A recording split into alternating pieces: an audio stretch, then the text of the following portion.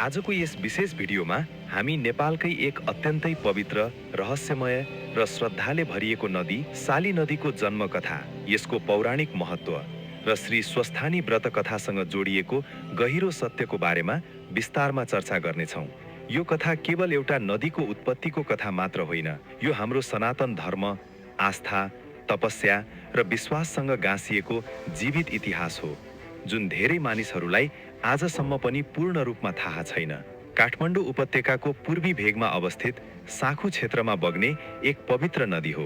माघ महिनामा हजारौं श्रद्धालुहरू किन यही नदी हौ? साली नदीको नाम आफैमा गहिरो अर्थ लुकेको छ। साली शब्दलाई शास्त्रीय रूपमा पवित्रता, शुद्धता र तपस्यासँग जोडिन्छ।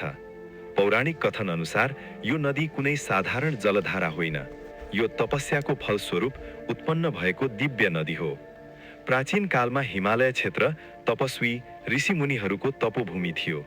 त्यही कालखण्डमा एक महान ऋषि, केही ग्रन्थहरूमा उनलाई ऋषि सागी वा साली ऋषि भनेर उल्लेख गरिएको पाइन्छ।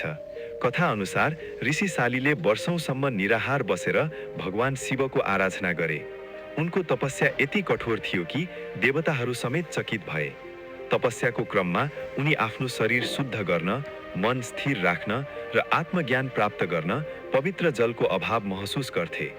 तब उनले भगवान शिवसँग प्रार्थना गरे, हे महादेव, यदि मेरी तपस्या साँचो छ भने यहाँ एक पवित्र जलधारा प्रकट होस्, जसले संसारका जीवलाई शुद्धि प्रदान गरोस्। ऋषि सालीको तपस्याबाट प्रसन्न भएर भगवान शिवले आफ्नो त्रिशूल पृथ्वीमा प्रहार गरे। त्यही स्थानबाट एक निर्मल जलधारा प्रकट भयो। यही जलधारा नै कालान्तरमा साली नदीको रूपमा परिचित भयो। यसैले साली नदीलाई शिव कृपाबाट उत्पन्न नदी मानिन्छ।